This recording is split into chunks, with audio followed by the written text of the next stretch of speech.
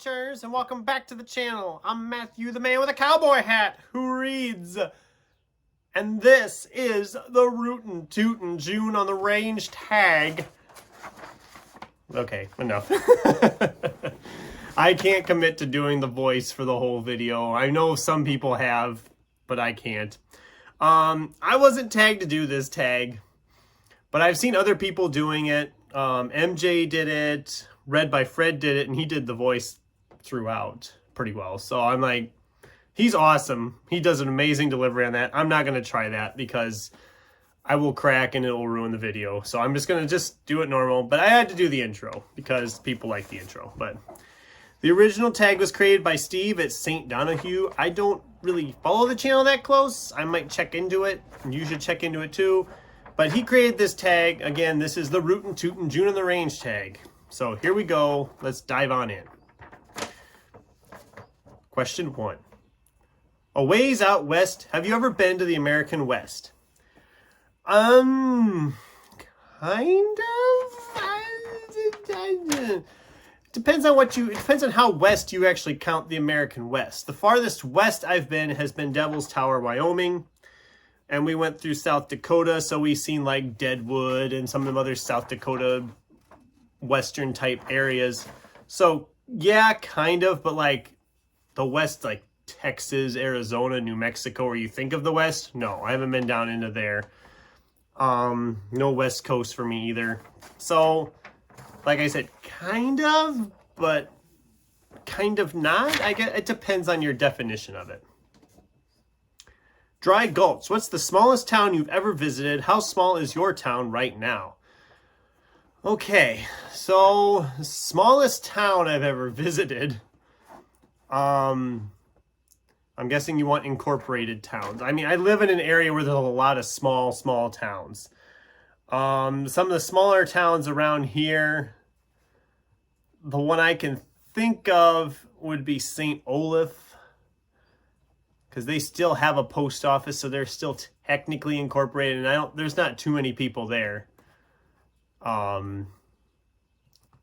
As far as my town goes, I think there's like 900,000 people in our town here.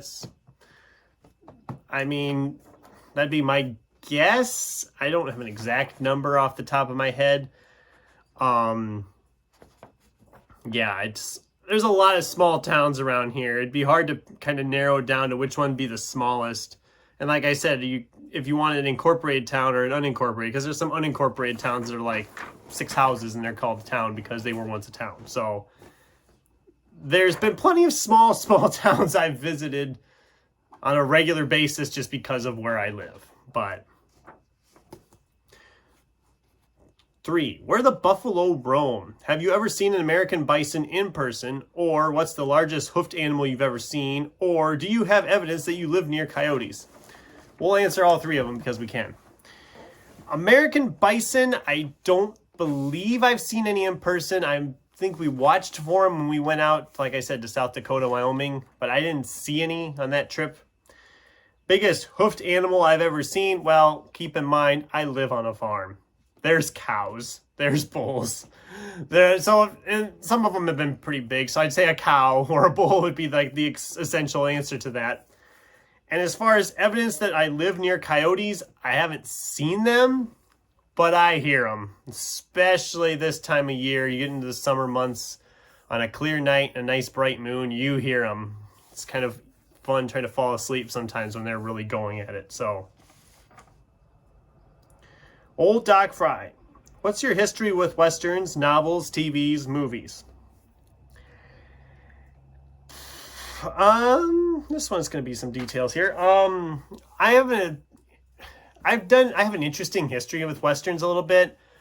I never watched a lot of the western TV shows too much. I know my dad watches a lot of that kind of stuff on old reruns. The same with the old movies. I've seen some western movies, of course. Depending on if you count it, the first western I probably saw was Back to the Future 3, which is, I know it's not exactly a western, but it kind of is a western. Of course, True Grit, both the original and the remake. I've seen both of those. The remake is better. There, I said it. There's some other John Wayne ones I've seen. Clint Eastwood, I mean, Good, the Bad, and the Ugly is a classic. Some more recent classics. I loved Django Unchained when that came out. 3:10 to Yuma, when they did the remake of that. I think it was like 2007 or something. Appaloosa, which is a book and a movie I have loved. I mean, there's a lot. Book-wise, I haven't read a lot of Western stuff. I mean, Lonesome Dove I read last year. I've been reading a few this year. I've read some Ralph Compton in the past, and he's a very well-known Western writer. Yeah, it's a weird question. I'm sorry. It's kind of all over the place, but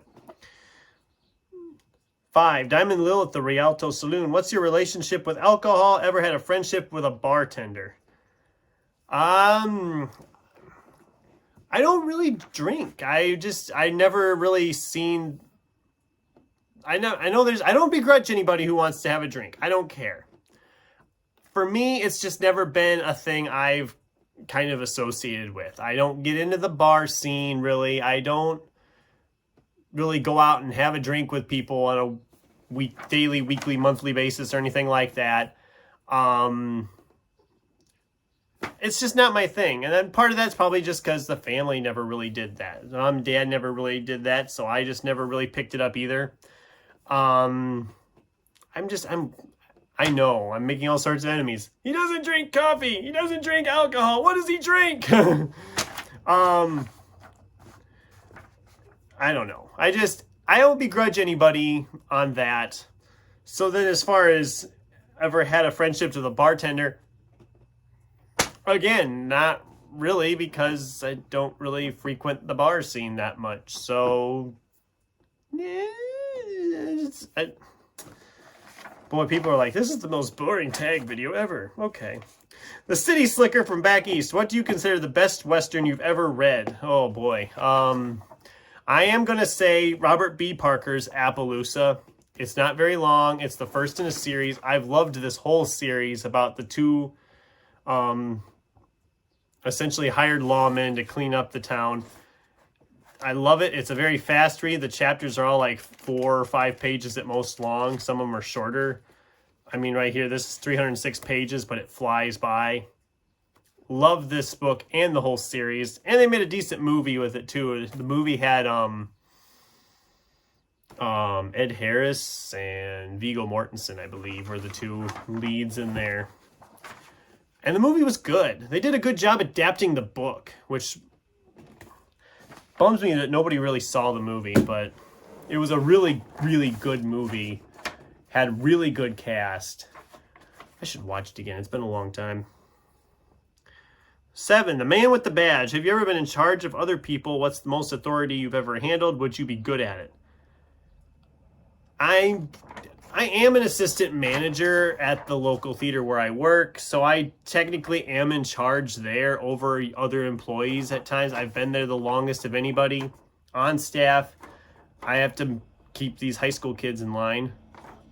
So, you know, I am technically in charge of other people in that regards. And that can be a lot of authority. I mean, I'm technically taking people's money and telling them what they can and can't do when they go to a movie, I guess. I don't know. Does that count? And would I be good at it? Well, I've held the job for this long. I think I'm okay at it. I must be doing something right. Question 8, The Tombstone Kid. Have you ever fired a gun, been a gun aficionado, been shot? No, and no. I live a lame life.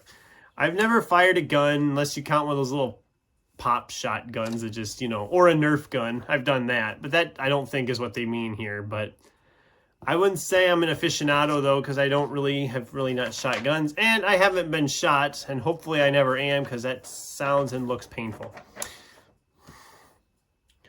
9, It ain't the bullet that gets you, it's the fall. How would you ideally like to cash in your chips? Oh my God, this took a turn.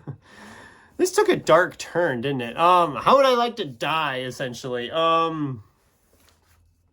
Hopefully if I die someday, when I die someday,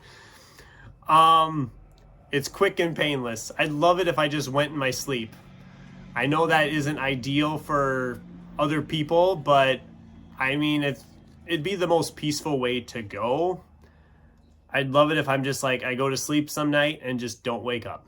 I don't want to waste away in a hospital. I don't want to, or a care center even, nothing like that.